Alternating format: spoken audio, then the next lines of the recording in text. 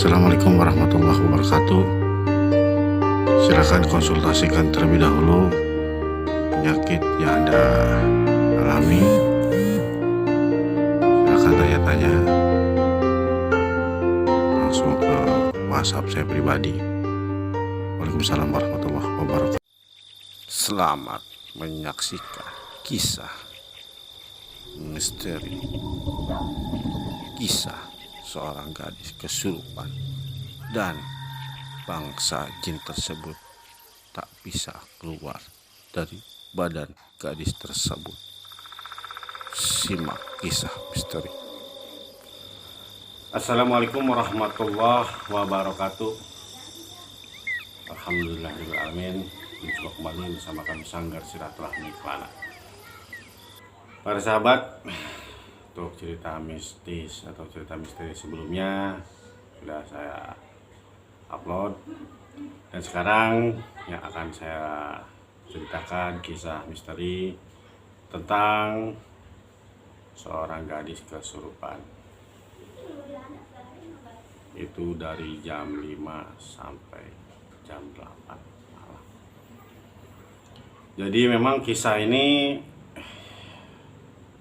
menurut saya sangat unik ya. Jadi ada satu keanehan, ada satu kejanggalan juga ya. Jadi saya ceritakan dulu kisahnya.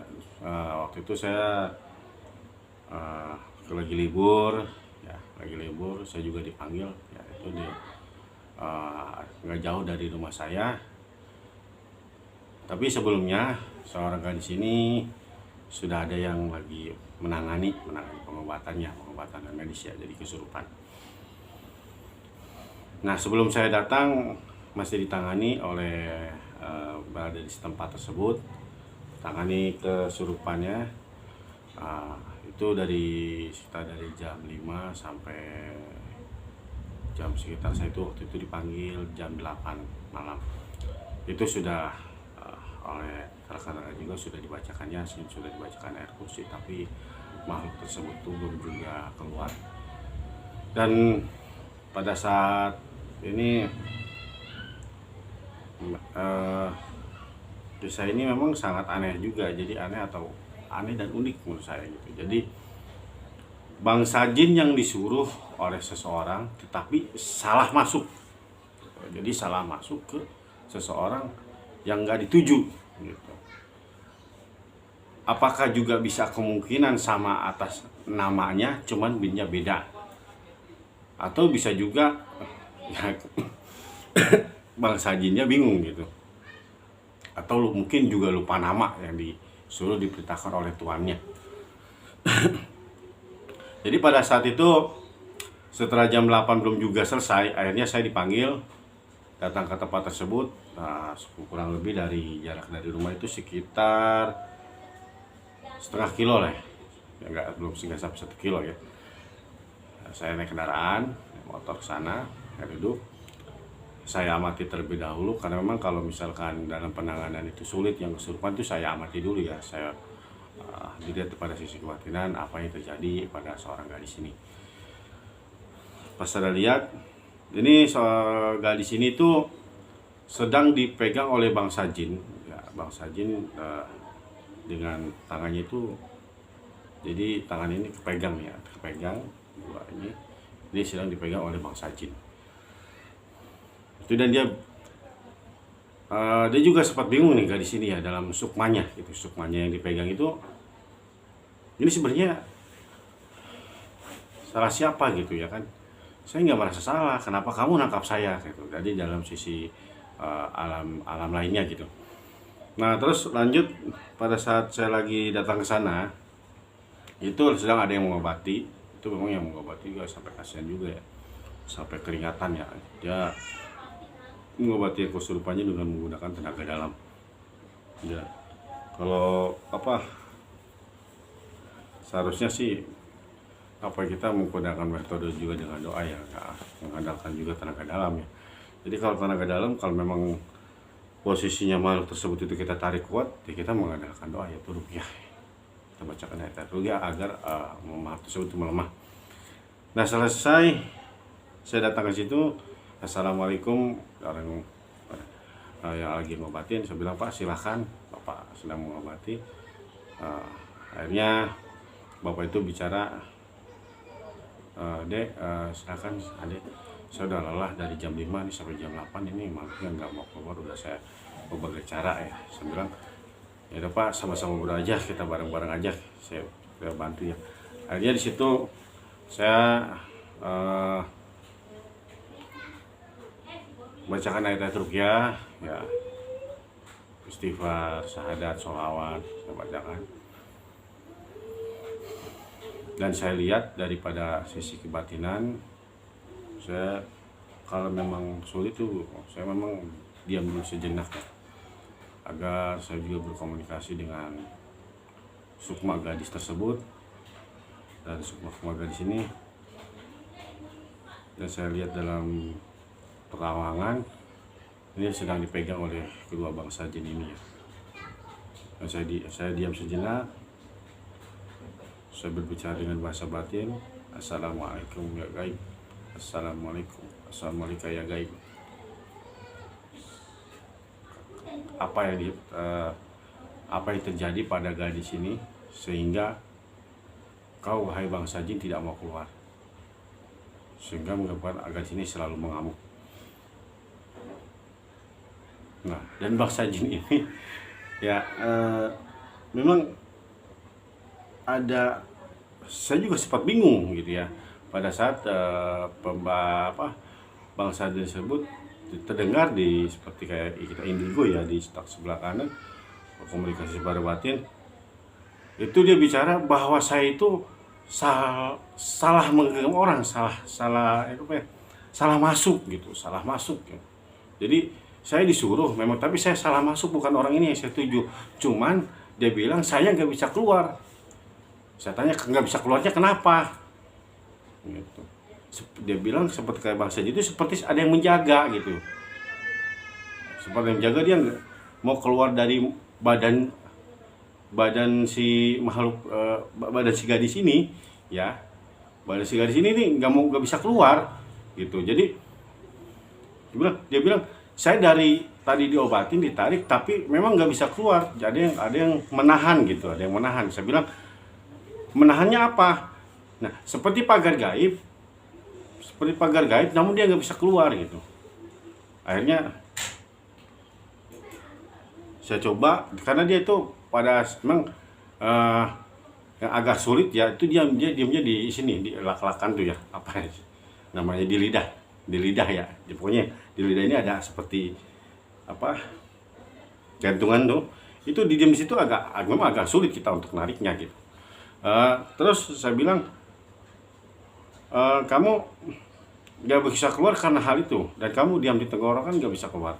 Saya bilang, akhirnya saya coba lepaskan pagarnya dulu.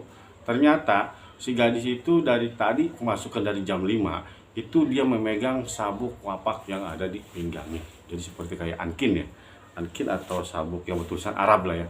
Akhirnya saya lepas. Jadi di situ kan ada, saya bilang, mohon dilepas, siapa di sini, atau misalkan pacarnya, temannya, silahkan diminta dilepas.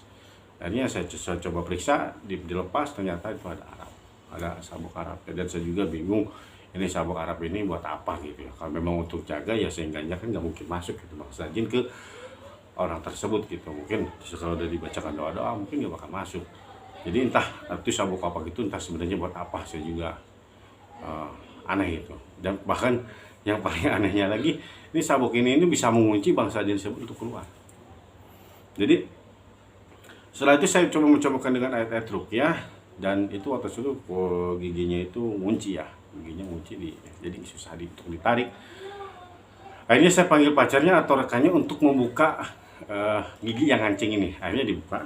Itu kebetulan waktu pada saat itu pacarnya ya, jadi gadis ini berasal dari kampung, dan memang sebelumnya gadis ini juga memang sebelum dia kemasukan tuh memang lagi posisi keadaan sakit ya, mungkin hanya nggak enak badan, tetapi memang inilah penyakitnya yang sampai dia itu sampai badannya sakit banget gitu. Bahkan sebelum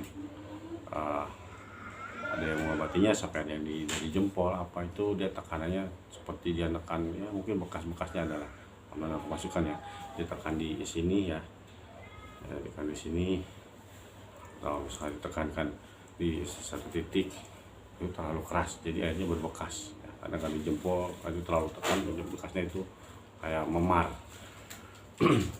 Terus pada saat itu saya dibuka mulutnya tuh gadis tersebut, dan saya berusaha dengan bacakan ayat-ayat suci Al-Quran, saya tarik itu alhamdulillah tarik ya.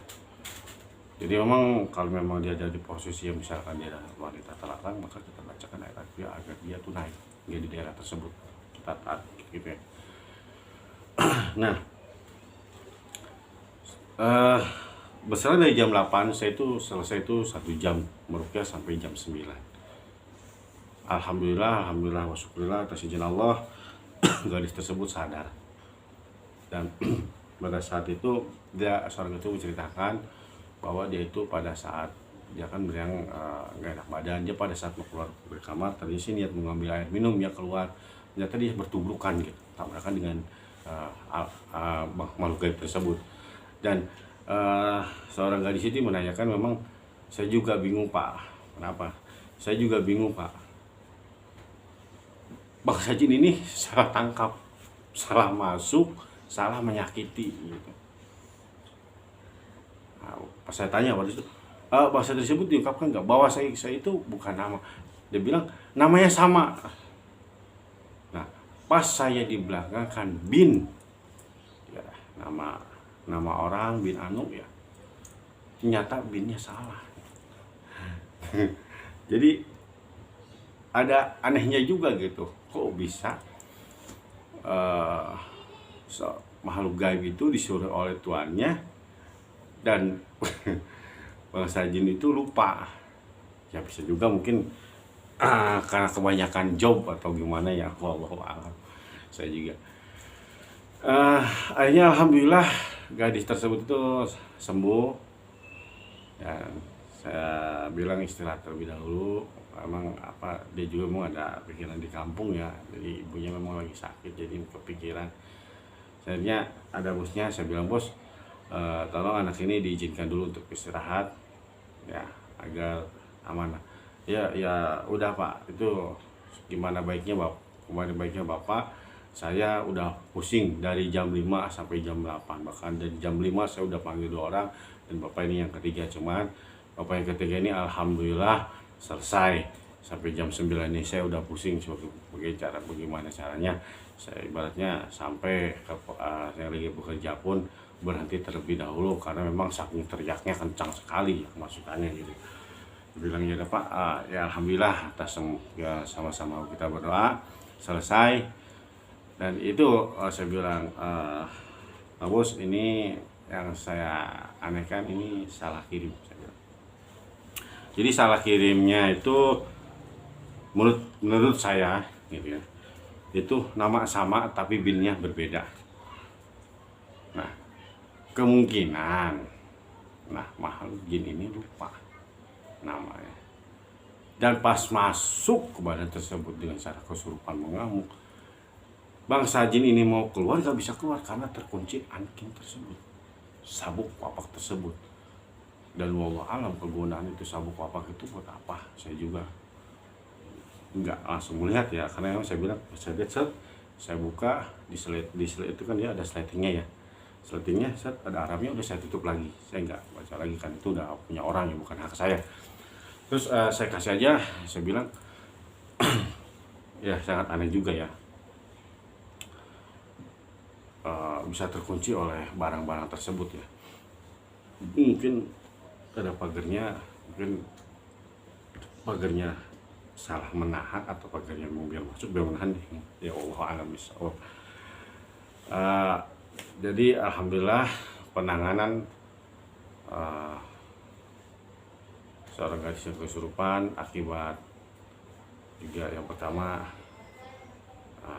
salah kirim juga bangsa jinnya, nama sama bin beda, dan keduanya dia terkunci oleh sabuk Arab. Dan alhamdulillah memang kalau memang penangannya susah itu saya pribadi itu biasanya berhenti sejenak, mohon petunjuk yang mana yang pada yang maha kuasa bagaimana caranya penanganan, karena udah 2 orang, kalau udah 2 orang atau 3 orang itu udah terbilangnya lumayan berat lah ya gitu yang terjadi kesurupan pada orang. Sehingga di sini ya kisah ini semua yang saya tanyakan adalah kisah nyata, saya ceritakan dari tahun 2006 sampai sekarang. Untuk kisah-kisah mistis lainnya saksikan yang lanjutnya. Semoga tips dari saya selalu banyak berdoa, mohon kepada Allah Subhanahu wa taala, selalu mohon perlindungan. Jika ada sesuatu permasalahan, kita bicarakan kepada orang yang terdekat, sehingga kita berzikir memohon permasalahan itu agar cepat selesai.